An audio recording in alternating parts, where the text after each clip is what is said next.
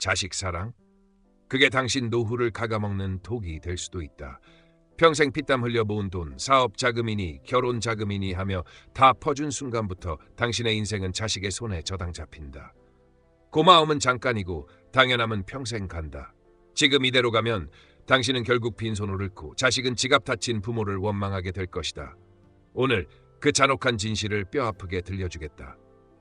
사랑이라는 이름으로 사업자금, 결혼자금, 신혼집까지 퍼주는 관행을 당연시하는 순간 부모와 자식 사이의 관계는 은밀히 투자 계약으로 변질되고 기대와 권리의 선이 뒤엉키기 시작한다.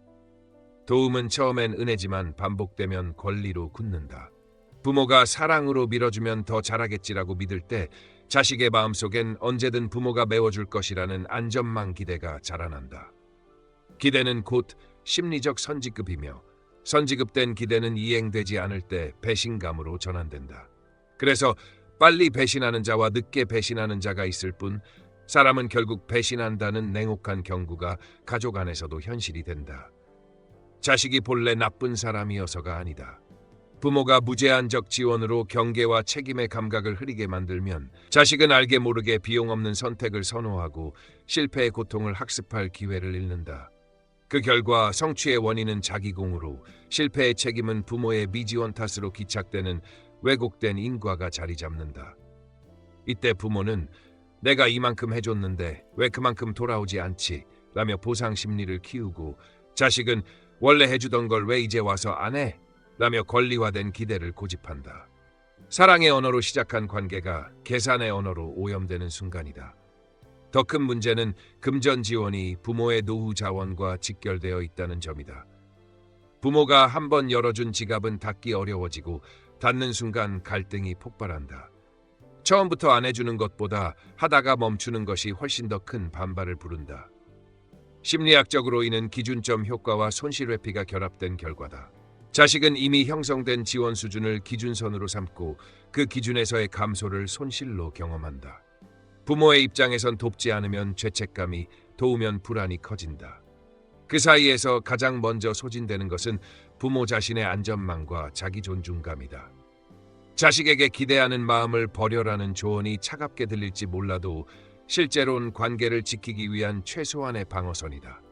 기대를 버리라는 말은 사랑을 버리라는 뜻이 아니다. 사랑은 타인의 삶을 대신 살아주는 것이 아니라 각자의 경계를 지키고 책임을 명확히 하게 돕는 일이다. 경계가 없는 지원은 돌봄이 아니라 침투다.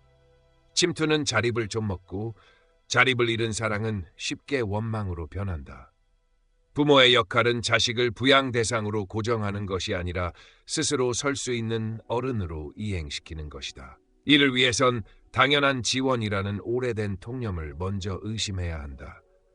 당연함이 깨어질 때 비로소 선택이 생기고 선택이 생길 때 책임이 자란다. 책임이 자라야 존중이 가능해지고 존중이 있을 때 관계는 늦게 배신하는 것이 아니라 애초에 배신의 서사를 만들지 않는다. 이 단단한 출발점 위에서만 부모는 자신의 노후를 타인의 태도에 저당 잡히지 않고 자식은 부모의 지갑이 아닌 자신의 능력에 기대어 선다. 자식에게 금전적 지원을 하지 않겠다면 단호하고 명확해야 한다. 안 해준다는 선언이 일관성을 가지려면 첫 단계는 애초에 돈이 없다고 인식시키는 것이다. 이 말은 단순한 변명이 아니라 부모 자신의 노후 안전망을 지키기 위한 전략적 방어다. 재산이 있다는 사실이 알려지는 순간 아무리 효자, 효녀라 하더라도 그 존재를 의식하지 않을 수 없고 무의식적으로 그 돈을 미래의 자기 몫처럼 간주하게 된다. 그러면 언젠가 그 돈을 써야 할 일이 생겼을 때 부모가 지원하지 않으면 배신당했다는 감정이 생기고 관계의 균열이 시작된다. 따라서 가장 현명한 방법은 가능한 한 어린 시절부터 재산에 관한 정보 자체를 차단하는 것이다. 이미 알게 된 경우라면 지금이라도 이건 내 노후 자금이며 절대 손대지 못한다는 사실을 분명히 못 박아야 한다. 또한 아들에게 이 집은 네 것이다 라거나 딸에게 내 주식은 너에게 물려줄게와 같은 구두 약속은 절대 해서는 안 된다. 말 한마디로 심어진 기대는 시간이 지날수록 뿌리를 내리고 나중에 부모가 생각을 바꾸면 그 순간 자식은 약속을 어긴 사람으로 부모를 인식한다. 그렇게 되면 부모의 결정이 아무리 합리적이라도 정서적으로는 배신으로 각인된다. 구체적인 금액이나 자산의 존재를 알게 하면 자식은 그 돈을 실제로 손에 쥔 것도 아닌데 이미 자기 자산처럼 심리적 점유를 시작한다. 이 상태에서는 부모가 아무리 지금은 안 된다고 해도 자식은 그 거부를 권리 박탈로 해석한다. 그렇기에 부모는 처음부터 재산과 관련된 언급 자체를 피하고 필요하다면 의도적으로 축소된 재정 이미지를 유지하는 것이 안전하다. 모르는 것이 약이라는 말처럼 재산의 존재를 모르는 자식은 기대하지 않고 기대하지 않으면 거절에 상처받지 않는다. 이 단순한 원칙 하나만 지켜도 부모는 불필요한 갈등을 피하고 자신의 노후를 스스로 지킬 수 있다. 한 번 주기 시작한 금전 지원은 절대 한 번으로 끝나지 않는다. 부모가 처음으로 손을 내밀어준 그 순간 자식의 머릿속에는 필요하면 또 받을 수 있다는 심리가 뿌리내린다. 어릴 때부터 부모에게 받는 것이 당연해진 자식은 스스로 벌어 해결하기보다 부모에게 손을 벌리는 길을 가장 쉽고 편한 방법으로 인식한다. 이렇게 형성된 습관은 시간이 지나면서 의존성으로 굳어지고 자식의 경제적 자립의지를 서서히 마비시킨다. 충북의 한 80대 할머니 사례가 이를 적나라하게 보여준다. 젊은 시절 일본어 통역가로 일하며 요리사인 남편과 맞벌이를 해 단독주택까지 마련했던 전형적인 중산층이었던 그녀는 결혼자금, 신혼집, 사업자금, 이사비까지 4명의 자식에게 아낌없이 퍼주었다. 심지어 결혼한 후에도 자녀 한 명당 1억 원씩 나눠주며 기대를 충족시켰다. 그러나 이 끝없는 지원은 결국 할머니 부부의 자산을 소진시켰고 단독주택을 팔아 전셋집으로 다시 작은 1평 남짓한 집으로 줄여가는 퇴행의 연속을 만들었다. 아이러니하게도 이렇게 모든 것을 쏟아부은 결과가 자식의 감사와 보살핌이 아니라 부모의 빈손과 경제적 궁핍이었다. 의존에 길들여진 자식은 더 이상 부모를 은혜의 존재로 보지 않는다. 그들에게 부모는 단지 필요할 때 호출하는 비상금 창고일 뿐이다. 그리고 그 비상금이 더 이상 나오지 않는 순간 관계는 서늘하게 식고 부모의 희생은 잊힌다. 이 악순환은 부모가 경계를 세우지 않는 한 절대 멈추지 않는다.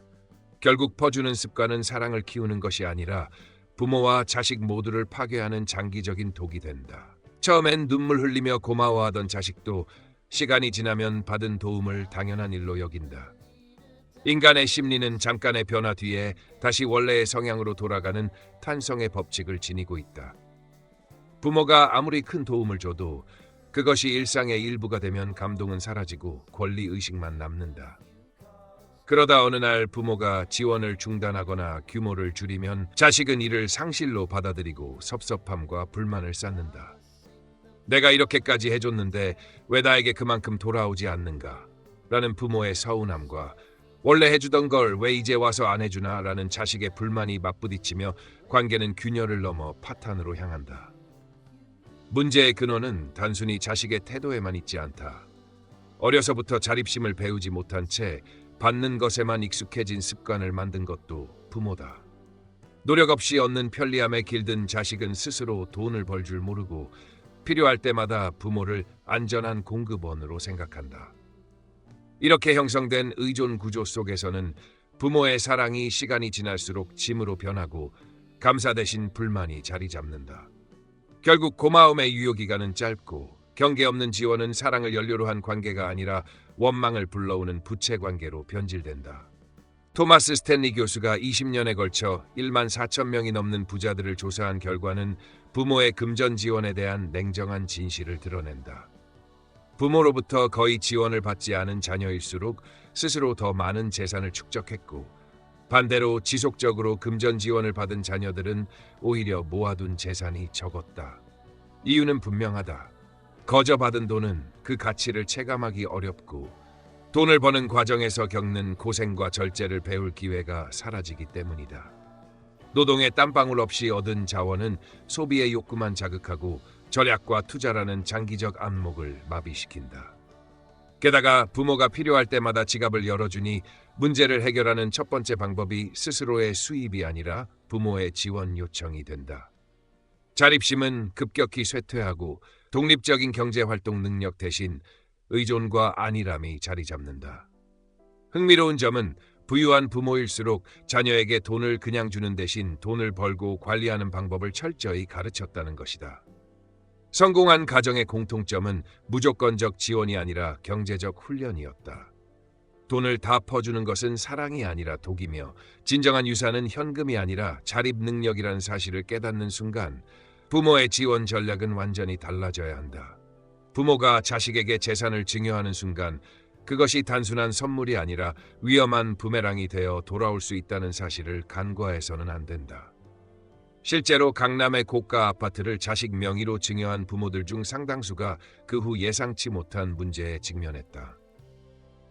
증여받은 자식이 안정된 직장을 그만두고 새로운 사업에 뛰어들면서 그 집을 담보로 대출을 받아 무리한 투자를 벌이다가 실패하는 사례가 속출했다. 심지어 평생 성실하게 근무하며 쌓아온 공무원 연금을 담보로 빚을 얻어 탕진한 아들의 사례도 있다. 이 아들은 부모 앞에서 나중에 내가 돈 벌면 부모를 끝까지 모시겠다고 장담했지만 그 약속은 공허한 말로 끝났다.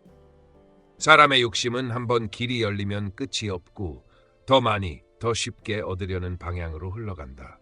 2억 원을 현금으로 쥐어주며 결혼을 지원한 부모, 신혼집을 마련해준 부모, 사업 자금을 대준 부모. 의도는 모두 선이었지만 결과는 종종 원망과 갈등으로 돌아왔다. 부모 입장에서는 자식을 사랑하고 편하게 살게 해주고 싶은 마음이었지만 자식 입장에서는 더 줄 수 있는 능력이 있는데 왜 더 안 주느냐는 권리의식으로 변질되기 쉽다. 이런 상황은 결국 부모 스스로가 자식을 경제적으로 독립시키지 못한 데서 비롯된다. 경계 없이 베푸는 호의는 자립심을 갉아먹고 호의가 사라진 자리에는 서운함과 불신만이 남는다. 부모의 재산은 자식의 특권이 아니라 부모 노후의 생명줄이라는 사실을 분명히 인식하고 지켜야 한다. 자녀에게 진짜 도움이 되는 것은 무조건적인 금전 지원이 아니라 자립심을 길러주는 교육이며 이를 위해 반드시 지켜야 할 5가지 원칙이 있다. 첫째, 절제의 본을 몸소 보여주는 것이다. 아무리 돈이 많아도 부모가 스스로 소비를 절제하고 계획적으로 지출하는 모습을 보여야 한다. 말로만 아껴 써라라고 하면서 부모 자신은 사치와 낭비를 일삼는다면 자녀는 절제의 가치를 절대 배우지 못한다. 둘째, 자녀가 착한 행동이나 성취를 했을 때 그 대가를 돈으로 보상하지 않는 것이다. 처음엔 진심으로 좋아서 하던 행동도 돈이 개입되는 순간 보상 없는 행동은 가치가 없다는 잘못된 학습이 자리 잡는다. 셋째, 부모가 부자라는 사실을 절대 드러내지 않는 것이다. 아무리 성품이 고든 자녀라도 부모의 부를 알게 되면 무의식적으로 노력보다 상속을 기다리게 된다. 넷째, 자녀가 성인이 된 이후에는 그들의 삶에 불필요하게 간섭하지 않는 것이다. 자신의 가치관이나 계획을 강요하는 것은 사랑이 아니라 지배이며 자녀의 독립된 판단과 선택을 방해한다. 다섯째, 자녀가 이룬 작은 성과에도 아낌없이 칭찬과 격려를 보내는 것이다. 중요한 것은 돈이 아니라 그 성취에서 느끼는 자부심과 성취감이라는 메시지를 심어주는 일이다. 이 5가지 원칙은 단순한 가정교육 지침이 아니라 자녀가 평생 부모의 지갑에 의존하지 않고 스스로의 힘으로 살아가게 만드는 경제적 백신이다. 부모가 자녀를 독립된 인격체로 인정하지 않는 한 집착과 간섭은 끝나지 않는다. 많은 부모들이 자녀를 사랑이라는 이름으로 붙잡지만 그 본질을 들여다보면 종종 미련과 통제욕이 섞여 있다. 자녀의 선택이 부모 뜻과 다르면 내가 그 길을 가면 망한다는 식으로 반대하고 그 반대의 이면에는 내가 너를 위해 들인 돈과 시간이 아깝다는 계산이 깔려 있는 경우가 많다. 이렇게 되면 자녀의 삶은 부모의 명예관리와 심리적 보상 욕구를 채우는 수단으로 전락한다. 예체능, 운동, 전문직 진로에서 특히 이런 양상이 두드러지는데 막대한 교육비와 시간을 투자한 뒤 자녀가 다른 길을 택하면 부모는 배신감과 분노를 느낀다. 그러나 진정한 독립은 자녀가 스스로 문제를 겪고 해결책을 찾도록 내버려두는 데서 시작된다. 강요 대신 문제 해결력을 키워주는 것은 부모와 자녀 모두에게 이익이다. 부모가 집착을 내려놓으면 불필요한 갈등이 줄어들고 자녀도 부모를 통제자나 자금원으로 보지 않고 한 명의 어른으로 대하게 된다. 이 변화는 쉽지 않지만 한번 시작하면 관계의 질이 완전히 달라진다. 부모가 손을 놓을수록 자녀는 더 단단해지고 그 단단함은 결국 부모에 대한 진정한 존중으로 돌아온다. 현대 사회에서 부모 부양에 동의하는 사람은 급격히 줄고 있다. 한국보건사회연구원의 조사에 따르면 부모 부양의 책임이 자식에게 있다고 매우 동의하거나 동의한 비율은 고작 21%에 불과했고 절반에 가까운 49%가 반대 의견을 밝혔다. 불과 15년 전만 해도 절반 이상이 동의했던 것과 비교하면 사회 인식이 완전히 뒤바뀐 셈이다. 이제 자식이 부모 노후를 책임지는 시대는 사실상 끝났다고 봐야 한다. 이런 변화 속에서 부모가 생존과 행복을 지키는 길은 자식에게 기대를 버리고 스스로 설계하는 것이다. 노후의 세 가지 가장 큰 고통은 가난, 병, 외로움이라 불린다. 이 중 하나라도 방치하면 삶의 질은 급격히 추락한다. 이를 막으려면 세 가지를 반드시 준비해야 한다. 첫째, 혼자서도 몰입할 수 있는 취미를 갖는 것이다. 취미는 단순한 여가가 아니라 외로움을 차단하고 하루를 살아갈 이유를 만들어주는 버팀목이 된다. 둘째, 안정적인 경제력을 확보하는 것이다. 돈이 없으면 하고 싶은 취미도 유지할 수 없고 필요한 치료나 생활 방식도 선택할 수 없다. 특히 나이가 들수록 돈을 벌 기회가 줄어들기에 젊을 때 모은 자산을 함부로 자식에게 넘기지 않고 지키는 것이 필수다. 셋째, 건강을 관리하는 것이다. 건강이 무너지면 가난과 외로움은 배가 되고 삶 자체가 버거워진다. 결국 이 세 가지, 취미, 경제력, 건강은 자식이 아닌 자신을 위해 준비해야 하는 최소한의 노후 생존 전략이다. 부모가 이를 갖추면 누구에게도 휘둘리지 않는 독립적이고 존엄한 노후를 살아갈 수 있다. 노후의 세 가지 고통인 가난, 병, 외로움은 피할 수 없는 운명이 아니라 준비 부족이 만든 결과다. 그러나 취미, 경제력, 건강이라는 세 축을 갖추면 상황은 완전히 달라진다. 취미는 혼자서도 하루를 즐겁게 채우게 만들고 경제력은 선택의 자유를 보장하며 건강은 그 모든 활동을 가능하게 한다. 이 세 가지가 있으면 자식의 도움 없이도 당당하고 안정된 삶을 유지할 수 있다. 문제는 여전히 많은 부모들이 내 자식은 절대 배신하지 않는다는 믿음에 기대어 노후를 설계한다는 점이다. 그러나 시대는 이미 변했고 부모 부양을 당연시하는 사회인식은 사라졌다. 이제 노후의 행복은 타인이 아닌 스스로의 손에 달려 있다. 자식에게 기대는 대신 혼자서도 잘 사는 방법을 연습하는 것이야말로 최고의 대비다. 작은 것부터 시작해도 된다. 매일 몸을 움직이고 돈의 흐름을 관리하며 새로운 관심사를 찾는 습관을 쌓아가는 것이다. 이렇게 준비된 부모는 자식의 태도나 사회의 변화에 휘둘리지 않는다. 더 이상 누가 나를 책임져 줄까를 고민하지 않고 나는 나를 책임질 수 있다는 확신 속에서 하루하루를 살아간다. 이것이 바로 존엄을 지키는 노후, 그리고 진정한 의미의 혼자서도 행복한 삶이다. 오늘 이야기, 마음에 불편함이 스쳤다면 그게 바로 변화의 신호입니다. 자식에게 기대지 않고도 당당하게 사는 법, 지금부터 준비하지 않으면 늦습니다. 당신의 노후는 누구의 것이 아니라 오직 당신의 손에 달려 있습니다. 지혜는 아는 데서 끝나지 않고 행동할 때 비로소 힘이 됩니다. 다음 영상에서 더 날카로운 통찰로 찾아뵙겠습니다. 여기 지혜의 지도였습니다.